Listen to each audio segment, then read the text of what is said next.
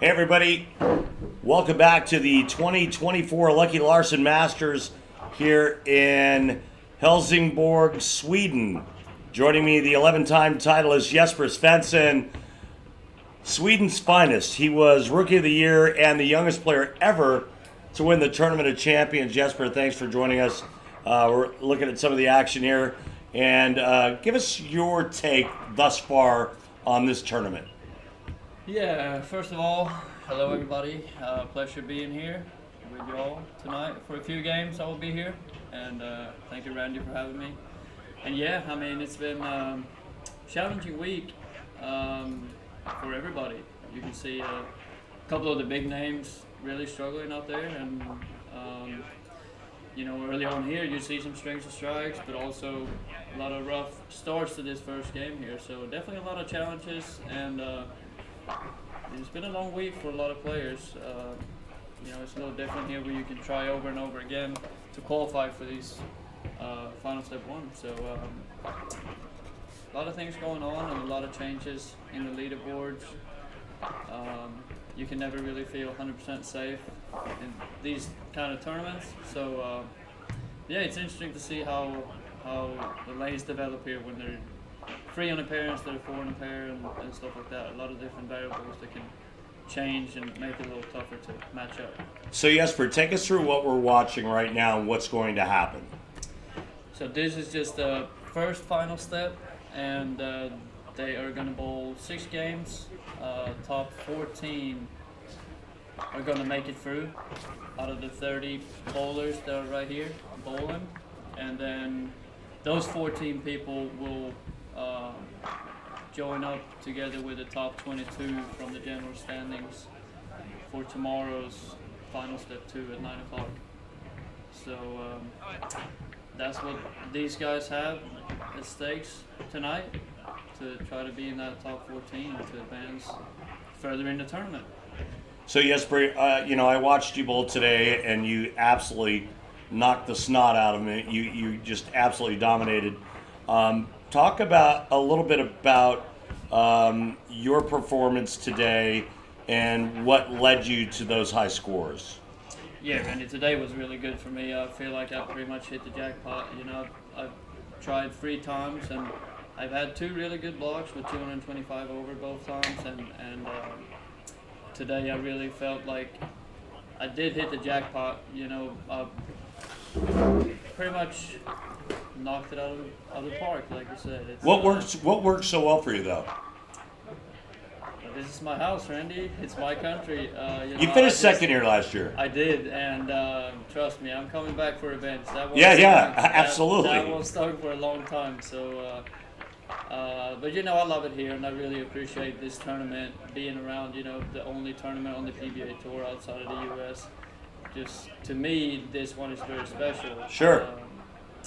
How disappointed were you last year? I mean, this tournament in your home country, obviously the biggest tournament in Sweden, and you fall short to AJ Johnson, which quite honestly I watched it, and there was a lot of misfortune that went on in that title match, but I mean, so much on the line for you and representing. How disappointing was that for you last year? It was brutal, and like I said, it took me a long time to get over that, because I had my daughter watching me bowl live for the first time, and my girlfriend was here, you know, a lot of family, and it would just have been so amazing to compete on the biggest stage in front of my family, because I don't get to do that very often, since, you know, all the other PBA tour stops are in the States. Right. So that one, in that regard, that was very, very special, and therefore, it definitely one of the toughest losses I've been through in a long time. But, you know, like I said, I'm back, and I'm ready to get my revenge, because I definitely felt like, I mean, it's tough to say. It's a 1-game match, right? Last year, sure, the title match is a 1-game match, and I think everybody knows that into bowling that you need a little bit of luck on your side to be able to, you know, pull through and win those big events. And the luck was just not on my side in that one particular game. So well, I came close, but once again, I'm back for revenge. So people better look out tomorrow. I love it. I love it. You're one of my favorite players on the tour. I've had the fortune of having you stay with me in my house in Orlando, play golf together, feed you, cook for you. It was a true honor. You're a true gentleman. I love you. Everybody knows that because it's all I can do to not show favoritism on the shows when you're bowling. But it's pretty clear that everybody knows that I always root for my spirit animal, Jesper Svensson. But let's talk about how difficult is it. I know, and you know, but I'm not so sure the fans know. How hard is it, Jesper, to win on television?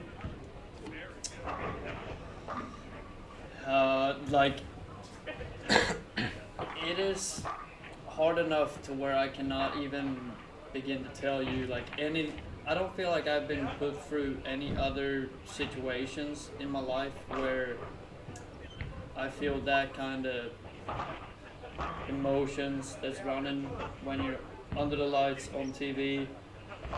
And it's not only a lot of money on the line, it's a title, it's history, whatever it may be, but to pull through and win on TV is something different. And there's so many things that you need to try to control that is just so hard. And you've been there millions of times, and you know everything that goes through your mind when you're there, but then all of a sudden you feel like in a blink of an eye you're in the 10th frame. Right.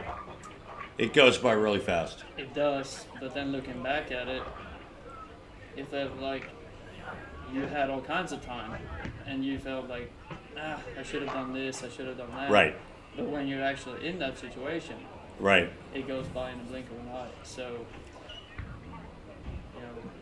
especially doing it for the first time, to win that first time on TV, when you do that, I feel like that's a huge step, because then you know that you're capable of doing that. Sure. You know you can do it, and Yep. And so the next time, obviously, it's. But then, actually, for me, it's like you win that first title. Now there's a little monkey on your back to try to show the world that it wasn't a fluke. Yep. Right? You don't want to be that one-hit wonder. Yep. No, that is 100% right, and I feel like there are a few players that is active on the PBA tour right now that don't really have to prove anything anymore, because they have such a resume where everybody knows what they're capable of, and Sure. that they have. Right. Their resume just speak for itself. But I'm still in a little bit of a 11 titles to my name, which is really, really good. And you're how old? It's 29 now. But You're 29. Yep. Yeah, and I won my 13th title when I was 42. You're way ahead of the curve, my friend. You're way ahead of the curve, my friend. By the time you're 42, you're going to have 30 titles. But now in the last couple of years, I've really been struggling to, get that last little title match done and get a win on TV in the States the last couple of years. And that can get to your head pretty quickly. I'm trying to not really put any added pressure on myself, because I think that everybody that knows anything about bowling, which I believe everybody watching this tonight, they know something about bowling. Sure, they have a pretty good idea, right? They pretty much know how hard it is. I feel like as far as the emotions, there's sure. and pressure. All right, so but it's cool. I wouldn't change it for anything. Yeah. And that constant, keep trying to improve to the next time. Keep giving yourself chances, right? Because that's all it is. Well, and you proved that this season on the tour, right? It was a tough grind the whole year for lefties, you included. And what did you do? You grinded and grinded and grinded, and then all of a sudden what happened? World Series of Bowling. Everything turned around. It did. And then just in a few weeks, I feel like I turned the season around to being a pretty good season. So, small margins, of course, but you just need to work through the good and bad. No matter if you having a professional bowler as your job, you got to be able to handle ups and downs, especially while we're out on tour, having new tournaments every week. I think that, to me, that's pretty much basics nowadays. Right. I'm going to try to improve. As long as I'm an active bowler, I need to keep trying to improve every time I'm on the lane. Absolutely. And you always try to better yourself. You always try to keep improving. Now, Jesper, let's talk about your strategy moving forward into tomorrow.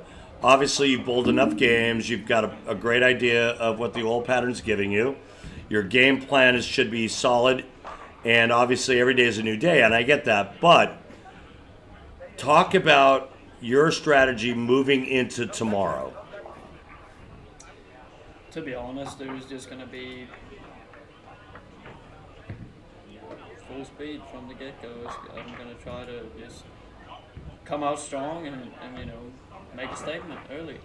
People know what I'm here to do, and I believe that the Americans that are here, they know what I want. And to all my Swedish friends and everybody that's here bowling, I think they know what I'm after, and I'm going to try to show them early that I'm here to play. And simple as that. I'm going to bowl for this title. That's the main goal, and whatever it takes. But then as far as lane play, I feel like I have a pretty good idea of balls and roll, speed, everything, and then just make those small, fine adjustments to try to be as perfect as possible. Jesper, do you feel like you have an advantage going into tomorrow? Your side of the lane, your power, your uniqueness. You know what's out there. You know what the righties have. You know what you have. Do you feel that this year you have some kind of advantage going into tomorrow? That's always tough. Like, obviously I want to believe in my mind that, I'm the person everybody wants to be. But, at the same time, everybody that is here bowling right now and will be bowling tomorrow, they have earned their spot, which means they have also had pretty good solutions and all that to whatever problems they have been through throughout the qualifying blocks and all that. So I don't know if I have a bigger advantage than anybody else, but sure, since you're asking, sure. Yeah, but I mean, hey, look, let's be honest, right? It's like I bowled plenty of tournaments where going into match play or going into the TV finals, going into the step ladder finals, I was like, I'm bowling so good, my ball reaction's so good, and I'm going to kick everybody's asses. You're going into tomorrow in a 3-game match, total pins, knowing what you know, given what you have, bowling the way you're bowling. I mean, are you not like totally jacked up looking for tomorrow going, man, it doesn't matter. I am going to destroy these people. I know that if I'm doing my job and I do it well, I'm going to have a very good chance of at least, make it a few steps and get deep into this tournament. I know that. But then there could be somebody having the day of their life. Very true. So you fall victim to the format. You never know that. Sure. You fall victim to the format. But there's, that could always happen. And I get that. I can control what you can control, right? Right. I'm going to make sure that I'm doing what I can. And I get that. But, there's the other factor that you can't discard, and that's the Jesper Svensson fear factor. You go up against a guy that's never been there before, like whoever it is. Not Kyle Troop, because you guys room together, you bowled against each other. You go up against a guy, never been in this position before, And all of a sudden he goes, oh crap, I just drew Jesper Svensson. You impose your will on this dude early, and before he knows it, after a game and a half, he's done. Because you're Jesper Svensson. I would love if that's the case, because, I mean, hey, that's less work for me if they already feel like they are beat because of that draw. Like, that's good for me. I mean, look, if I go into a match, this is my first Lucky Larsen, I make it, and all of a sudden somebody comes up to me and goes, hey, congratulations on making the cut. By the way, you get Jesper Svensson tomorrow. I'd be like stupid if I wasn't crapping my pants. I'd have to be like, oh my God. Now, with that being said, if Jesper shoots 160 out of the gate, I got to feel pretty good about myself, right? But if Jesper shoots 260 out of the gate, with all of that moxie that's coming with him, I'm not feeling real good about myself. I mean, true that. And, you know, if there are players that think along those lines, I guess I did something good, because that means that they respect me as a player, and you know, they don't want to bowl against me. Right? Yeah, no. There can only be one winner, right? I'd rather bowl against the guy from Finland who's never bowled in this tournament before than to bowl against Jesper Svensson. Yeah, I mean, I get that. But at the same time, when we're like bowling the USBC Master, for example, if I was to make it into the bracket and I draw Belmo in the first round. Sure. Yeah. Marquee matchup, you bowl in Belmo. Maybe I don't love my chances, but at the same time, I don't feel like I'm beat before we even start. Oh, see, and I don't agree with that at all. I would never do I don't agree with that at all. You bowling Belmo? Oh, no, that's a coin toss. To me. Whoever it is, like, I would never, or EJ. I mean, EJ is probably the best. Coin toss. EJ is probably the best bowler on the planet. But Yes. I would never go into a match against EJ thinking that I'm beat. Like, I'm going to give him a run for his money, right? You wouldn't. Nor should you. But a guy that's never been there before. It makes sense that he would feel that way. Yeah, but at the same time, what do you have to lose? Nothing, right? They don't think that way. You don't think that way. Your first time in, you don't think that way. You go in thinking, I hope I don't get smoked by this guy. You go in hoping you don't make a fool of yourself. The only thing that takes some of the weight off is if you bowl bad and I bowl good. If you bowl good and I bowl bad, guess what? That weight gets heavier. Yeah, I mean, I get that. 100%. So, all right, let's move forward and let's talk a little bit about your good buddy and tour roommate Kyle Troop. Got off to a pretty bad start. What are you seeing thus far? Yeah, rough start, obviously. I mean, he had a couple of 2-8-10s in there and a few open frames, but, you know, it's, like you said, you don't want to be off to a bad start, but if anybody can get their head back in the game and, you know, get something good out of this, it's definitely Kyle. I know that He's kind of magical at that, right? he will never give up. Right. And that's you know, that's something that made him very successful. That his mental game is really strong. Yeah. And I know that he's really excited to be here as well. And you know, I'm definitely confident that even though his ball reaction wasn't the best, this first game he will keep fishing until he finds something that he can get comfortable in. And I wouldn't be surprised if we could see him get a few strings and strikes here coming up. He's kind of got that extra gear, doesn't he? You know, when he starts to get in that mental zone is where I see him perform at his best. And when he's in that mental zone, and we saw a lot of it this season, he executes as good as anybody on tour. When his head is in the right spot, he is definitely right there with the big three, as they're called. Yeah. Belmo, EJ, and Simo. Yeah, he's definitely right there when he's in a good spot mentally, and because his physical game is always pretty strong. So, but yeah, I mean, he's got some work to do. We see Some really good. Well, there's still time. 5 games. Yep. You know, you We can see still some do it. Really good scores here in this first game. How about Danielle McEwen starting out with 269? Yeah, that's How awesome. strong is she? That's awesome, and that's another one that you will never really see that her physical game is off or anything. Don't She's turn your back on her. as solid as it gets. Don't turn your back on her. Martin and I were talking about her earlier, Jesper, and you can agree to this or not, but I brought up the fact that her shot making is second to none. And if she had 25 to 50 more revolutions, she would kick that soft 10 out how many more times? You couldn't beat her on that ladies tour. Nope. I agree. And, that's one of the girls that have always, through my whole career, she has been right up there and been up top pretty much through the whole time. I know that she was dealing with some injuries and stuff a while back, but, as solid as they come, she's really, really good.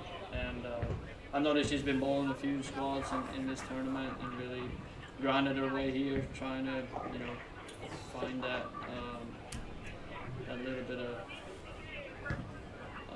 score to be able to make it through. And here she is, starting with 269 that game 1.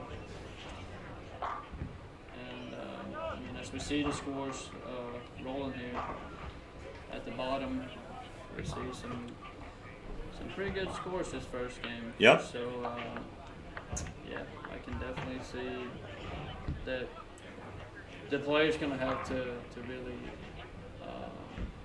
be sharp here to be able to go through, because there are definitely some really good names out there and some good scores. So it'll be interesting to see how this evening develops, because I'm sure as we come down the stretch there will be.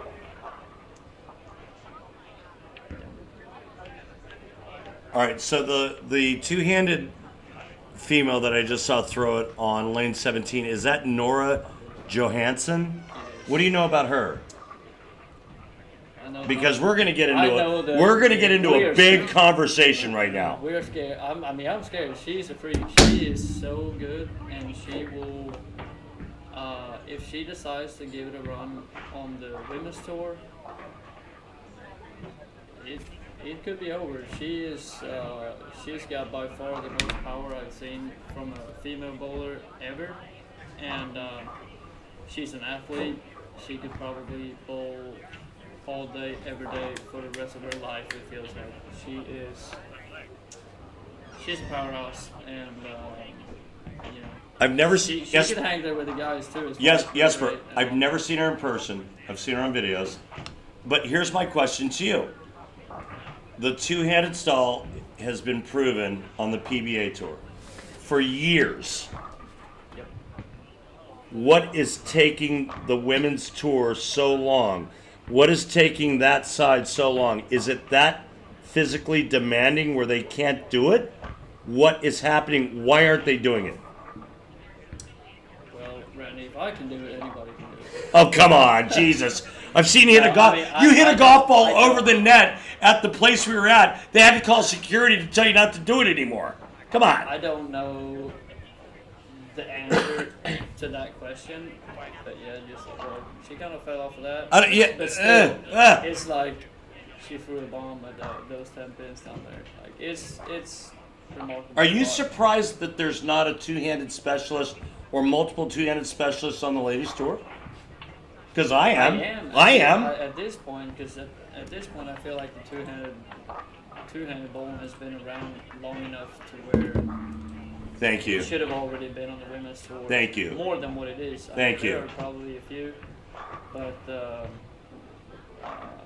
yeah. Danielle, just another flush. Great shot. Yep. So I'm watching this Nora Johansson, two-handed specialist, and she's from Sweden. Yep. She's actually living down here in Helsingborg, so she's a hometown hero.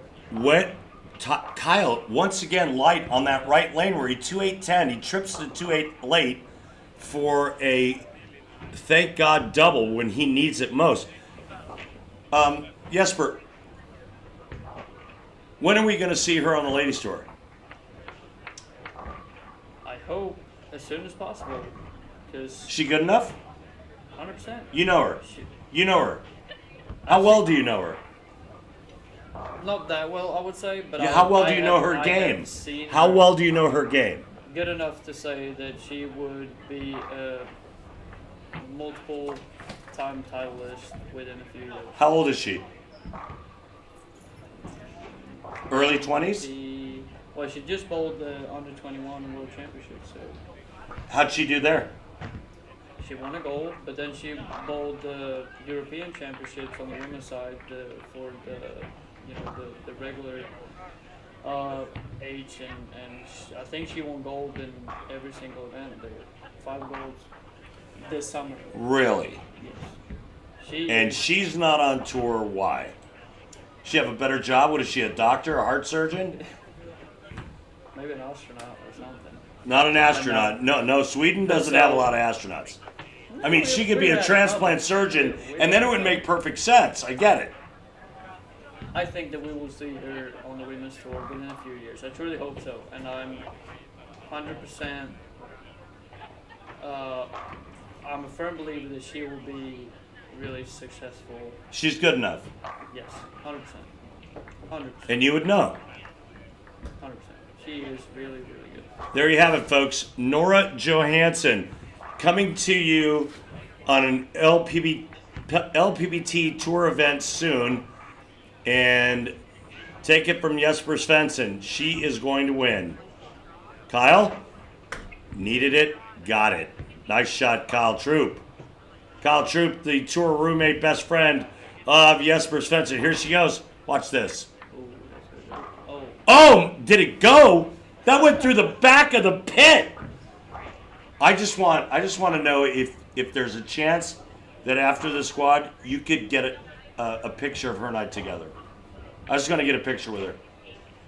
Since I'm going to bowl at 9 a.m. tomorrow, I might not even be here by the time. All right, how about tomorrow? But I'm sure that there will be people out here that can help you out with that. I'm sure. I got to get a picture. I got to get a picture with her. That would be great, because trust my words. She doesn't know who I am, and that's fine. But I know who she is. She does. I got to get a picture with her. She's impressive. She definitely knows who you are. Everybody knows who you are, Randy. A lot of people at the post office know who I am too, Jesper. So one thing that kind of hits me right here is if we look at 19 and 20, the pair on the far right, those scores are huge. They can all still shoot 278 through 8. Yes, big. That is. Kyle, light, and all right, there we go. Getting closer. 2-8-10, trip 2-8. Now a light swisher. And like we said earlier, keep making those small adjustments to get yourself in confidence. But, hard to keep a good man down too. It's not like it's his first rodeo. And then a couple of breaks goes a long way. He can sheet it for 247. So that's what you get. If you work hard, you get a little bit of luck. Absolutely. Yes, we got. Boom. Rami right there. Yep. Boom, Rami. Very, very solid. And, still got 278 left after 9 frames. Rami Mukala from Finland. And James Blomgren. Sweden. Really good bowler. Thank God you're here because I don't know who these people are. And then Pontus Anderson. James is the reigning player of the year here in Sweden. No way. Yep. Now, didn't Pontus bowl a bit on tour? He did. He was one of them PTQ grinders that they showed up every week, try to earn their spot into the main field, and he was also together with actually a good amount of Swedish guys over and tried at the PBA Tour trials. Yeah. Here just a week ago, so he's definitely also one of these guys that they know what it takes and they work hard to achieve their dreams. And actually, me and Pontus are exactly the same age, so a lot of great bowlers from this part of the country. Really, a lot of great bowlers. This country in general, and that's the one thing that I want to mention here on the live stream is that that there are, to me, all these people coming from the States, and they are not my only concern about who's going to win this tournament or not, because there are so much talent in this building right now that there could be anybody out here that lifts the trophy tomorrow evening. Absolutely. There could be anybody. There is no guarantees there's going to be myself, or a Kyle Troop, or your a lot of good bowlers, a lot of good talent. EJ Tackett. Sure. There could be, to everybody else, a random name, but I'll tell you that you know them. Everybody that's out here bowling is very, very talented. Yes. And they definitely have the ability to win a tournament. And you can see it. Of this nature. Yep. And that's one thing that everybody, we cannot underestimate anybody in this field, because there is so much talent, and no way! Come on! Tough break there for Nora. Hang on a minute. Hey, Jesper, hang on. I'm going to run down there and knock that 9-pin down for Nora. That's not right. You never do that to a lady, you son of a biscuit eater. All right. She got that one going a little left. Yeah, she got it in, but it stood there. It stood there. And, that means that. But that's the tighter lane, right? She's in the right. But that's the lane that Kyle kept going light on. Yep. But that means she's in the right part of the lane. She got a little bit of room. And, she's very impressive. That ended up being a pretty tough break there. Yeah, she's impressive, and it's exciting for me to watch her bowl live for the first time. But if she gets going, she can outstrike anybody. And she's from where? Anybody. Well, she lives down here in Helsingborg right now. She is from a smaller city, a little bit further north from the beginning, but she lives down here now. And yeah, let's just say her career has really been through the roof. It's pretty bright, pretty bright future for her. Absolutely. But, yeah, we can also see Theodore here, the 266 the first game. I'm not exactly sure what lane he's on right now, but that's a two-handed lefty. Also very, very solid game. Well, how about 19 and 20? You've got 278 for Rami. Pontus is going to shoot 250, and James can shoot 270. Yep. Now Kyle goes light, and then through the face. Yep. Is that what that pattern is kind of dictated or giving to these players? Because look at Jesper, look at the pair just to the right of them, and here's Kyle struggling to shoot 200. Is it that pair to pair? Is it that challenging, or is it not playing the lanes right? What is it? Well, there is something. Since this is game 2, there's somebody else that kind of, did what they wanted to do in practice, and that can make a huge difference, as we can see right in front of our eyes right now, the 19 and 20. Because there's one lefty and two righties in 19 and 20, and I think we can. I'd say without debate that it seems to be pretty nice on both sides of the lane, while 17 and 18, they are pretty much 210 and 194. Right. I mean 210, 190, 210. That's then nothing compared to 19. 250, 20, 270, right? 250. Yeah, it's kind of and it's kind of hard to describe to people that maybe are new to the sport or maybe they're novices and don't really understand that, but. And also, folks, if you are just tuning in and you feel like we're being very biased with Nora Johansson, I am, because I want her to do very well. It's Randy Peterson, PBA Hall of Famer, calling the action along with 11-time titleist and former Rookie of the Year, youngest player to ever win the Tournament of Champions, hometown favorite, finished second last year, Jesper Svensson. Joining us on the live feed, we are currently watching his tour roommate finishing up with 213. Nora strike here with 214.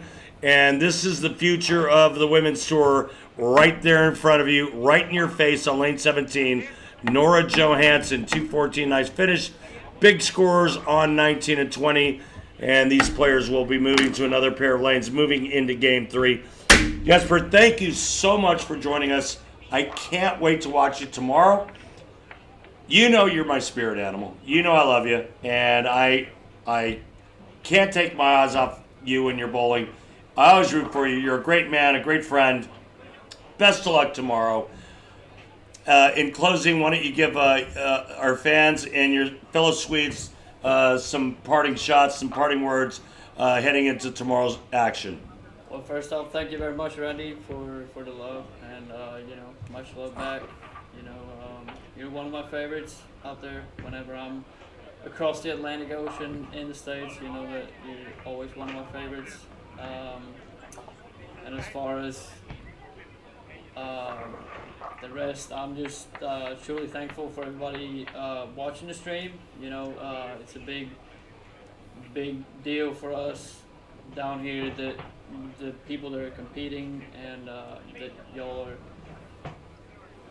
supporting the event, watching the stream, and sit there and listen to us talk. It's really a great pleasure being down here, and I'm forever thankful for all the work that goes into this tournament. It really massive for bowling in Sweden and Europe, and I can thank the people behind the tournament enough. And thank you everybody for tuning in. I'm gonna head out and cheer on all the players for a little bit before I'm gonna go to bed, since I got an early morning tomorrow. But hope that everybody will tune in tomorrow and watch the final step 2 in the morning. And enjoy the rest of this final step 1 together with Randy and guests. And thank you all for being here. All right, folks, there you have it. Jesper Svensson, best of luck tomorrow, my brother. Listen, folks, we're going to take a small break. We'll be coming back for more action the last couple of games on this 6-game block with Martin Larsen, our tournament host. He's still in the event and looking to do something that no Swede has ever done. How about win an event named after you? We'll be back with lots more. Stay with us and stay tuned to the Lucky Larsen Masters.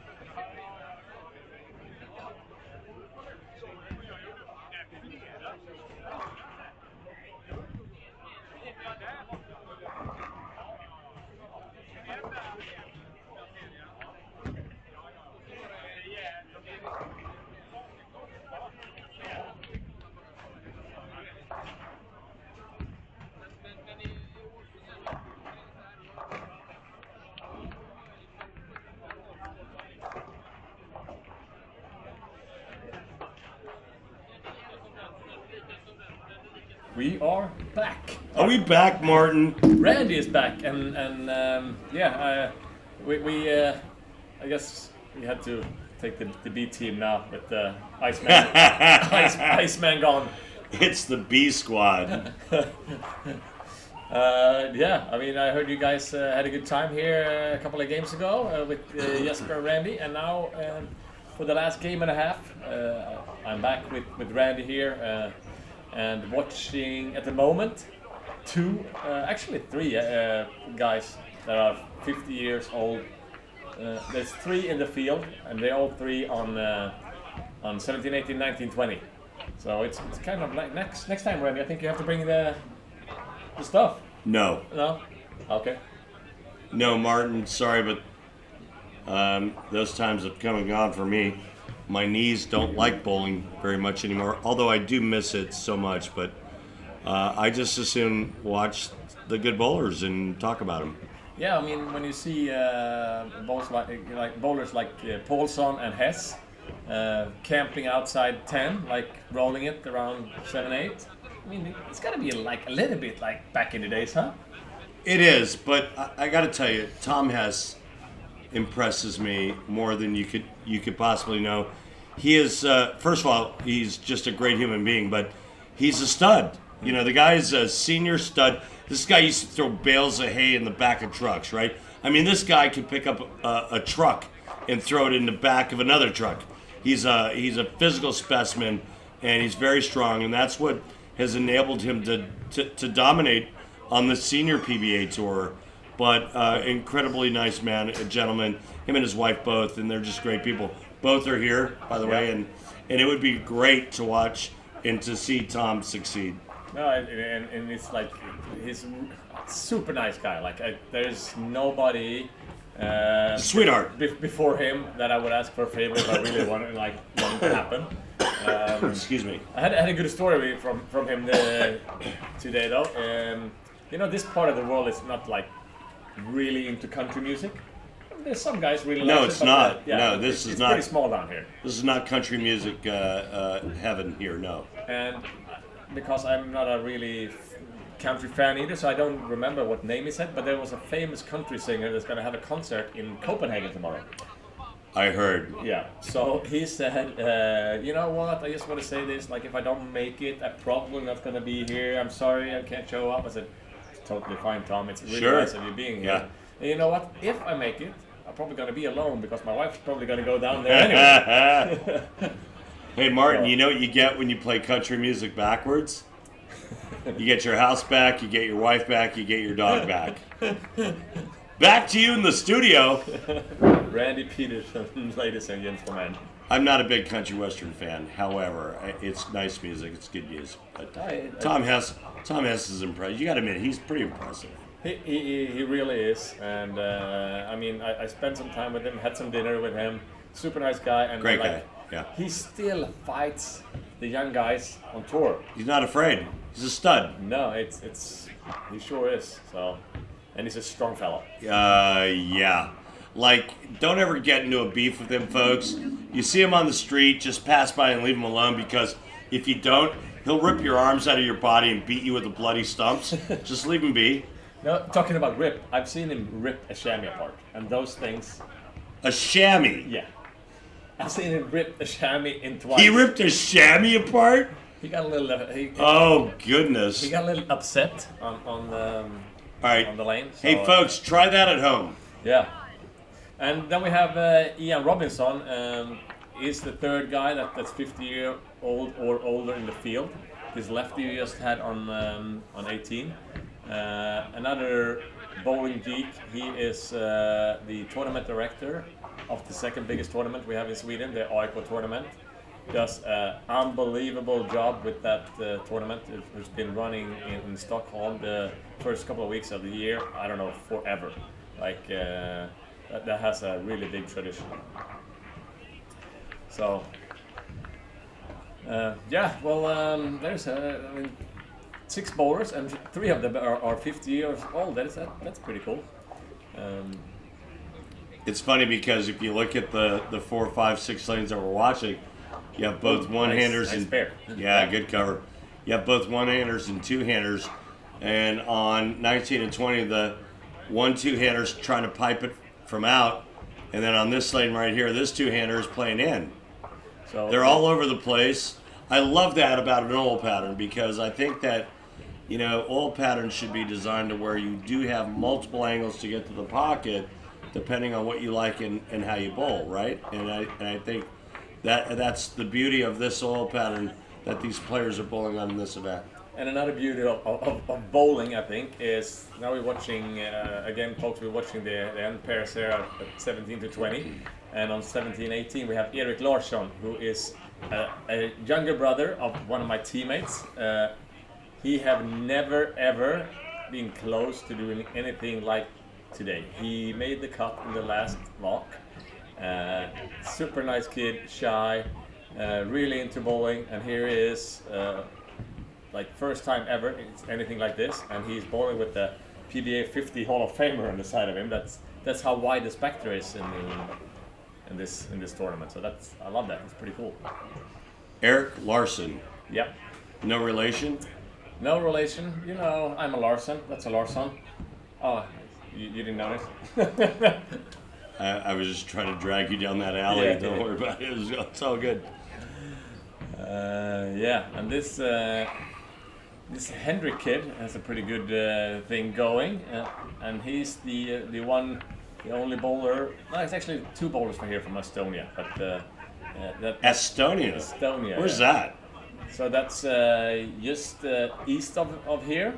You know that we have Sweden, and then we have the little ocean, and then we have Estonia, Lithuania, and then we have Latvia, where Diana Saviolova is from. You know her, so Yeah. It's just south of Finland. I know it's the first time over here, Parts so I have of to educate you a little bit. Parts of the world I'm not familiar with. Yeah, for sure. But it is fascinating. I love it. So yeah, and it's another one of those 200 kids. Like, you know, you bowl a big tournament and you show up for the next one and you can make sure there's 5 new 200s. Sure. They become good. Sure. So quick. And I understand that. Maybe we can get Daniel to switch camera angles. I want to talk about Nora. Yeah. Daniel's see what saying no. happens. Now, when Jesper was in the booth, we talked about Nora. Okay. And my thing was, and I've said it years ago, when are these two-handed women going to make a splash on the women's tour? Mm-hmm. And it was like, yeah, well, you know, well. And then all of a sudden somebody said, well, there's a couple in Sweden. And then I saw video on, I saw some YouTube videos on Nora. Uh-huh. And I was like, whoa, hang on. And now here she is, bowling this event. Yeah. Your thoughts on Nora? Yeah, exactly. I've watched Nora for quite a couple of years, and she has what you need to have to become good. First of all, she's like her physical game and the way she throws it. It's just like any other two-hander, any other good two-hander on the male side. And then she has a fantastic couple of parents that are taking care of her and supporting her. And then she is now down here at Olympia in the best female team we have here. So she has some pretty good companies when she's practicing, and also with the guys down here with Carl Wahlgren and those guys. So no, I mean, like I said, when you see them on tour, I guess we have the answer. When Nora decides to go. All right, and I'm going to throw my 2 cents in, and Martin, you can agree or disagree, and we can go back and forth on my opinion. I was out there earlier watching Nora in person and watching what she does, and I formed an opinion. And if we can get her up, Daniel, are we going to get her up in our shot? Yeah, she's. All right, so she's going to be in our frame. Yeah. I formed an opinion on what she does and what I think she needs to add to her game. Yeah. And you can agree or disagree, and we can have a debate on it. But let's wait until Nora comes up to talk about it. Until then, we can. I can just add that I don't really like what I see here on the 7 lane. Yeah, these scores are not good. My little brother is struggling.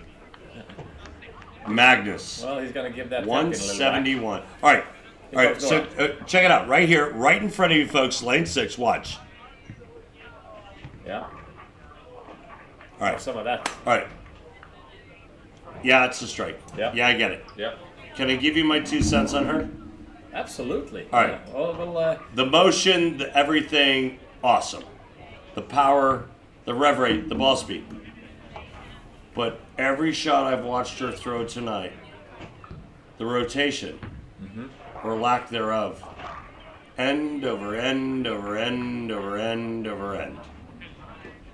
So what do you think? Do you think that as a thing that she's trying to do in this pattern, or is it?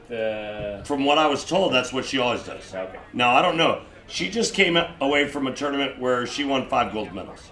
Well, and then there was one of those tournaments where 110% of the bowlers were using this ball that is pretty Purple soft, Hammer? pretty soft. Yeah, Purple Hammer. And then I heard that as well. Like she likes Purple Hammers, right? But Absolutely. all right, here's the thing. You know, it's kind of my thing with Daria. Yeah. Great game, dominant rev rate. Yeah.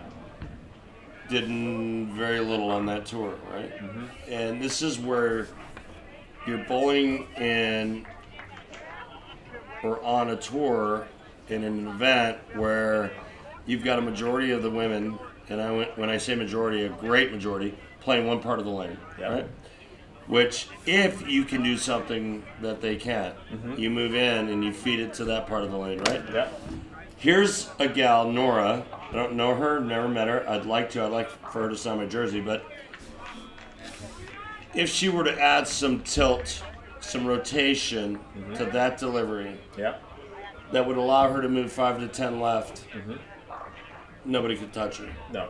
I think if she do that and start to get on the PWBA tour, Nobody could touch her. I have a hard time seeing Nobody she can touch her. not being good. I do think though, this week, maybe now we are game 5-6. Maybe she should listen to what you say.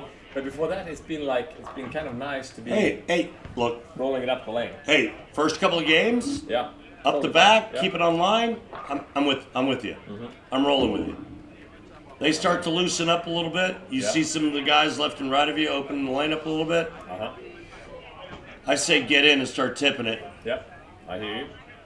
I totally hear you. What about we have this Kyle guy to the right here? He bowled a nice game, game 4, and He had a 250, I think. yeah, But he's been he had struggling 250 before. game 4. Isn't it a little strange how many of the really good ones have been struggling with? Yeah, it really is hard to understand and hard to fathom. Could they be that unlucky? Could they be that unlucky in following another pair of lanes, not following the transition? You know what? I think I don't see it. the biggest difference from my perspective, bowling on the European side and the US side is the good bowlers have a ton of more equipment to choose from over in the US. And they probably see the 42 feet and the amount of oil or whatever, and they bring their 6 ball-ish. And the thing is, the score's been pretty high this time. And if you bring the wrong stuff, you're gonna have a little tough time knocking down the last. Yeah, no, I mean I agree, but And Kyle actually drilled this brand new Iron Max that they got here this yeah, the week. Iron Man, yeah, And before that, he didn't have anything, and he bowled all 6 games and made the cut with it. right. So that tells me that the things he brought was not really correct. So there might be more of that case. There might be more bowlers that didn't really bring the thing and the right equipment. And even if those are the guys that the best in the world, Right.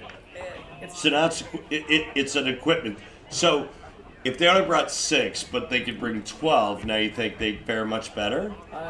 The best ones in the world are the best ones in the world when they have all the right support. And getting out of the country and with 2 bags instead of 6 bags, it takes it to another level. And especially if the pattern doesn't really play that you maybe thought leaving home. Right. So you maybe bring a couple of balls that didn't really match up. So I don't know. It's for sure when we talked about this pattern with Christianos and Kegel, we wanted it to be a little bit more to the right. That happened. Love it. I love it. And I think all the guys thought that after a while they can move in and throw it at it. But you can't. It doesn't really develop Right. like that. It doesn't develop like that. Here she is. There you go. Yeah. Right up the back and piping it. Boom. Front 3. With a 500 rev rate. Yeah. Now, if there's enough volume in the middle, I get it, right? And but as soon as you have to give the pocket away a little bit, and you have to do that once the front goes, and your rev rate is such that you have to get in, move your feet, leave your target the same, all of a sudden increase angle. Yeah. In order to get the ball back, you have to increase side rotation. Correct. Yeah, absolutely. And I'm not saying that that's what she needs. I just want to see that she's able to do that. Yeah. And if she's able to do that, you can't stop her. She's going to own the LPBT tour. Yeah. No, I hear Nobody will beat her. The only person that'd have a chance would be Danielle, and she would have to kick out a couple more week 10s, and that's the only shot she's got. You know, you've seen there's a couple of pretty good Malaysians and Singaporeans. There is, yeah. No, I mean, of course, there's also some good female bowlers from the States, but no, it's only a matter of time until you go out there and try some. This is on lane 3 here. That's a pretty good bowler as well. James here. If he would have really loved to go out on tour, he will do good. But he's just one of those guys that feels like, it's a messenger. But he's just one of those guys that feel like, I don't want to give up that time to go over there and have that. I'll bowl whatever I like back home, and I'm good with it. He comes over and bowl the World Series every now and then. But he's a really good bowler. So we have two front 4s on 1 and 2. One for a 2-handed Nora, and then we have a 2-handed kid. And you see the 2-hander on lane 1, right? He's shaping it more, right? Yeah. And there's only one way you can do that. And again, folks watching, don't go to social media and say I was beating her up. I'm not. I want to see her shape it. I think she's amazing. But that is straight up the back, bro. Straight up the back doesn't make the corner. 210. If we lose Randy in the booth here, he's out there and coaching. Sorry, 810. Yeah, if you lose me here, I'm not going to be out coaching. No, I'm just going to go somewhere and hide. But, when you have that higher rev rate, and there just comes a point, you said it best. It's like, all right, first couple of games or whatever, yeah, absolutely in this pattern and whatnot, and going a little bit straighter from out. Yeah. But at some point, you got to start shaping. No, absolutely. So, and as you know, because you're a touch specialist, shaping with rotation and ball speed. She just threw a backup ball at that, which is ultra impressive. So I'm just looking at the scores now. 1 game to go. Top 14 makes it at the moment. Where is she? She's far down there. Mike Bergman is 14 right now at 101 over. Nora is actually last at the moment. What? Which is a little sad, yeah. She had a 132 in the third game.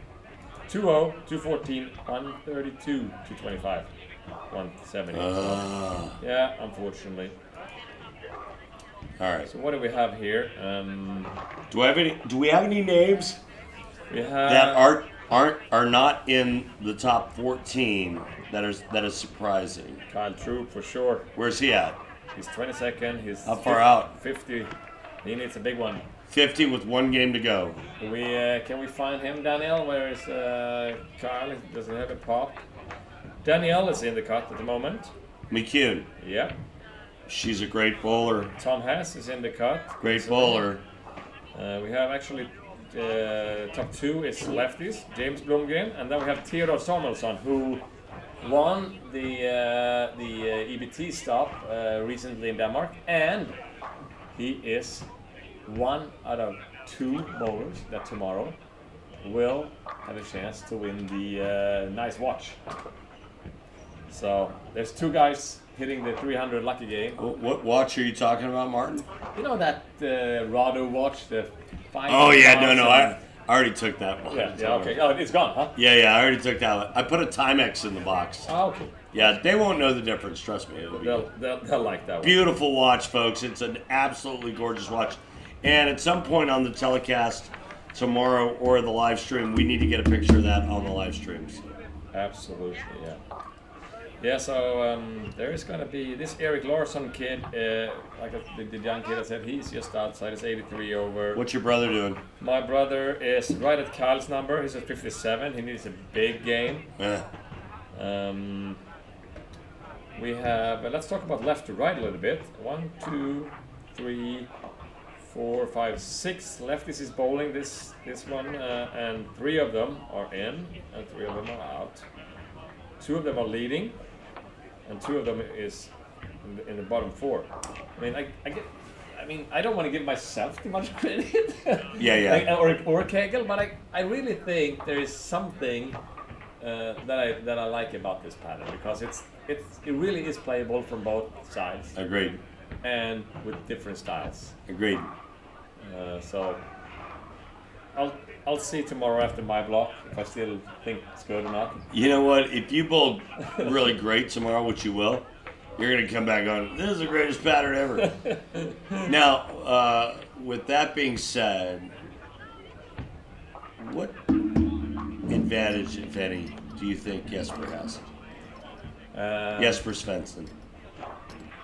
The biggest advantage is he's at his home soil. He is on a place where he is very comfortable. 2 years ago he led qualifying here. Right. And really unlucky, twisted his ankle one of the nights here, so he had to withdraw. He couldn't bowl. He qualified one squad with urethane, another squad with reactive, and twisted his ankles, couldn't bowl the final at all. Next year he comes back, bowls great again, and just unlucky got beaten by AJ last year. Right. He left a couple of weird stuff. And AJ Brooklands, and I heard it. Yeah, it was good. Yeah, it was a good story. Now, he got down here. Like, not very often he really gets here early to bowl a squad. But he did. He didn't bowl good. Got back home to his family, regroup, get down here, made the cut at 14-25. Still didn't, it was not enough. He got back up on the lane again and shot 15, whatever it was, 15 high. 15-40, 15-50. So, I mean, you can tell this one, he likes this one. He want to win this one. Yeah, I mean, he kind of voiced that when him and I were sitting in here doing the live feed, and he was like, this means a lot to me. And last year this happened, but I want it. It's a Storm-sponsored event. His brand. And I don't know how much he said, but we've been good friends for a while. I kind of got him out there the first couple of times on tour. It's his home soil. His family will be able to watch, and he was so close last year. Yeah. So I think he's here to win. Right. It's not going to be that easy. No. There's other guys that are here to win too, but I would be shocked if he's not bowling good tomorrow and then he's going to be up there.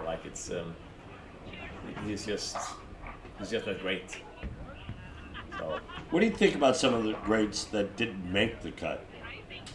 I'm a little bit shocked, I have to say. Yeah. It's a guy like Simonson, he's all the tools, but he's still a human being. He's not a machine, so sooner or later he'll miss. He did. 2 years in a row, Don Barrett missed here before. Right. But now he bowled good. That's the problem with greatness, right? It's like Tiger. Yeah. Oh, Everybody oh, expects you to be good. Tiger has been his 10th. Well, yeah, you can't win every event. No. But the thing Simon did the other year when he finished top 10 in 14 out of 16 or whatever it was just unbelievable. Like, it's how different the lanes play from time to time and all that stuff, and how sharp he has to be. It's unbelievable. Oh, he rolled it to the throw. That might be the difference between him making it and not making it. It could that be, for hit sure. right there. But keep in mind, folks, his last 2 hits were light. So What's going to happen next one, you think? one of the games that I watched one of the games that I watched Kyle Bolt. Oh, he almost made it to a 10. That was close, yeah. Where he started and it was right lane. It was light mixer, flush, face. Yeah. So, I mean, I don't know if that is I mean, being transition, bowlers in front of you, guys on your pair, but it was very obvious because it looked like he was repeating pretty well. I think the best bowlers in the world doesn't. They take the light hit and they move on, but it's very rarely they don't make a move out of it. So whatever he's going to do, he's going to have to do the right move here to keep striking. Right. Well, I mean, if he's going to get up on the right lane, if he goes light, I'm going to be shocked. Yeah. Yeah. No, I agree for sure. So there we go. Ian flushed the strike on 16. Yeah, I mean, obviously the audience here, the fans here, they would love to see Kyle bowl tomorrow. So I think he has a good support on the stands here to throw a couple more strikes. And he has the mentality, he has the head, he has everything. But it didn't look like the ball reaction was great. I So agree. he's gonna have to do something and do it great here. What about Pontus? Is Pontus in there or what is 1272.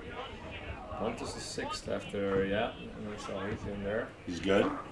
He is Guy left a solid 8 on that lane over there. I can feel your pain, brother.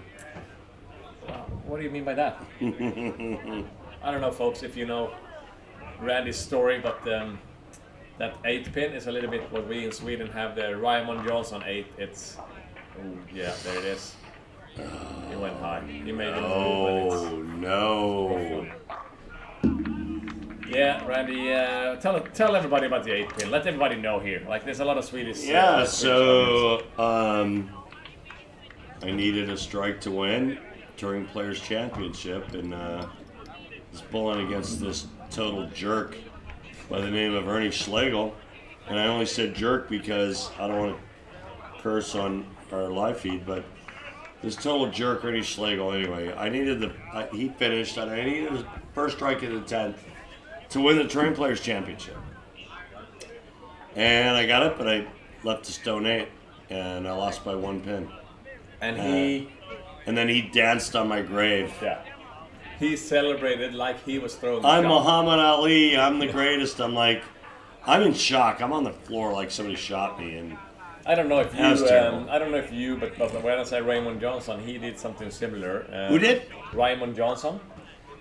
They just opened the National Bowling Stadium in Reno when the World Championships was there, not the PBA World Championship, the World Championships for national teams. Okay. And he stepped up and needed a strike against the spinner to win the gold medal in the World Championship. And he stoned the 8 as well. So in Sweden, the 8 pin is not a Randy 8 pin, it's a Raymond 8 pin. So, Oh my God. you have a brother here. You probably see him tomorrow. His son is bowling, great bowler. Marcus Jensen. God. You probably saw Marcus at the Masters. He was Yeah, high up yeah. there then.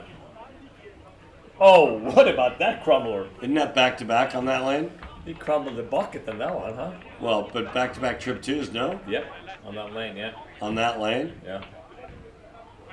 Oh, that. How about Tom Hess? Tom Hess is shooting 230 this game. That's going to make him have to wake up early tomorrow to bowl again. And it's also going to make me not the oldest one in the field. Martin, what time do you bowl tomorrow? 9 a.m. Do I have to get up early? You don't. You don't have to be up early. Folks that's watching, we're gonna try to get some people commentating. Maybe we'll have a little bit of Niklas Linderholm action, a little bit of Matt McNeil action. Whatever, whenever Randy wakes up, he might join us. We'll see. Wait, what the hell does that mean? I mean, your jet lag is gone now, so maybe you can sleep in. My jet lag is not gone. Oh, okay. Oh, wait. No, that's the golf that you made me walk 18 holes and 24,000 steps. Yeah, my knee will never be the same. Come on, Tommy. Come on, Tommy. Come on, Tommy. Yeah. That a baby. Boom. Stuff it. Huh? Yeah. You're damn right. One for the old guys. I love Actually, it. two, because Paulson is easily gonna make it too. Yeah, who's this Martin Paulson guy? There is like 100 years of bowling experience at that lane. This Martin Paulson guy's getting ready to shoot 280. Yeah. Who's he? You tell Where's me. he from? I'm sorry, folks. We have an international American here that's making fun of I'm us. sorry. We have an American disaster here that for those of you folks listening in, get on Facebook and type your nasty things. That's fine. What do you Hashtag say? hate Randy Peterson. Yeah. Hashtag Randy Peterson, go kill yourself. Yeah, I get it. What is Kyle really needs those, huh? Does he still have a chance, Martin? I mean, Can he still get in? I mean, he's got 239 max. Where's he at? No, he got two. He got two. Oh wait, I'm sorry, 269 max. So that will take him in, I think. Are you but sure? No. I'm not sure, but I'm pretty sure he needs them. Another light hit down lane. Wow. Paulson. Yeah, I mean, and if Kyle doesn't make it, that's another one. And AJ, our defending champ, didn't make the cut. Didn't make it. Sadly. For Yeah. Sure. Sean Rash, Didn't make it. Marshall Kent, Didn't make it. Francois. Verity Crawley. Didn't make it. Francois Lavoie. Didn't make it. No, it's everybody who makes this one should be proud of themselves. It's there's some really good. A lot of great bowlers that didn't make it. Yeah. Well, Pontus is making this one, so all the three of them, Pontus, Paulson, and Hess, will all make this cut and bowl tomorrow morning. The Estonian king Tom Hess, he needs to get back to the room and get into that tub, and then afterwards put some Bengay on it, get that thing going, because he's going to need it for tomorrow. I'm kidding. Tom Hess is a stud. You won't need any of that. So he's going to take an easy way back to the hotel, so he doesn't use those scooters. He's going to give me a piggyback ride to the hotel. That's how studly he is. Yeah, it'll be good. Hey Tom, can I get a ride to the hotel? Hop on, Randall. You gotta just be careful with those steps down there. Oh my God! Are you kidding me? How about that? Did you see that hit by Kyle Troop? 4-9, 4 nothing. Was it 4-9 or 7-9? No, it's 4-9. That was unbelievable. Still in the race. Oh my goodness! Come on, Tommy. Get up! Get! Tommy. He's good. He doesn't need it. He doesn't need it. He's good. He's good. All right. He is good. Great bowling, Tom. Great bowling, Tom Hess. Keep it going tomorrow, buddy. You don't have to worry about Tom tomorrow either, by the way, physically. Like, hey, Tom, He can bowl. He can bowl forever. Are you okay? Is your back hurt? Are your legs hurt? No, you don't have to worry about Tom Hess. No. Yeah. I'm more worried about myself. You know what Tom Hess reminds me? He reminds me of an old Rocky in the movie where you got Burgess Meredith coaching him, and then Burgess looks at Tom and he goes, "Tomorrow, you're gonna eat lightning and clap thunder." That's kind of what reminds me of Tom Hess. He's that kind of guy. He's just that strong. Martin, I thought I'd get a better response from you. Because you're talking about stuff I don't know. You've never heard that reference? No. We don't. Daniel Daniel heard of it. Yeah. Oh my God, Martin! Yeah, if I would have known, I thought. I'm sorry. I know what you're gonna. One is big. Yeah, he's got to have this, bro. He's got to have this. Read. Flat 10 from a 2-handed. Martin, 240. Does he have enough? He needs to get lucky. Does he have enough, Martin? He needs to get Give us some numbers. We'll see here. I mean, the cut has to go down for him to make it.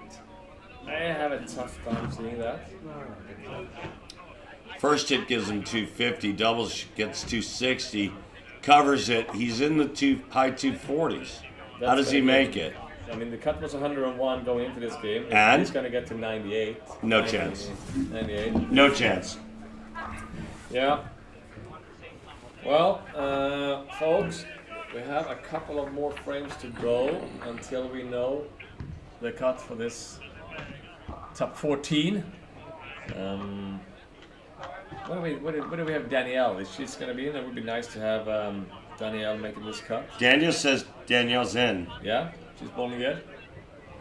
So that's good. What do we have about? What about the one of the guys that impressed me the most the last 2 weeks is Nathan Board. I know how hard it is to keep up with the guys on tour, and he made the tour trials. 210, slightly missed my bit. Nathan? Yeah. He made that tour trials. That's half. That's awesome. Good for Nate. 126 over, I think it's gonna be. Nate, Maria, love them. Yeah. Great people. Great guys for sure. Yeah. What about our guy that made the tour trials, Kim Bollaby? He's 81 over going into the last. How do you pronounce his name? Kim. Kim. Yeah. It's good. Good to know. Thanks. No. I actually spoke to him after we talked. Yeah. So funny. I go, hey man, you remember the first time I interviewed you? He goes, yeah. He goes, you asked me how I pronounce my name. And I said, Kim. Priceless. That was good. 80 over. One more time. 80 over, so. I'm Kim. Kim's not Kim making it. Bollaby? Yeah. Damn it! Not making it. 199 this game. Okay. What else we have? What about Arna, our Icelandic Viking? He was 130 over going into the last one. I saw his fist pumping a strike on lane 11 or 10 or whatever. He was somewhere there.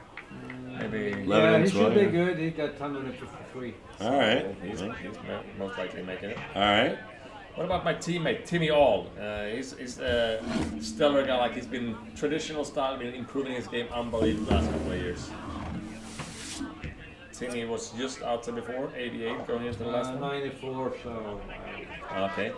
Then we have a former Storm Lucky Larsen Masters champion. I'll say he's the only unlucky champion in this one.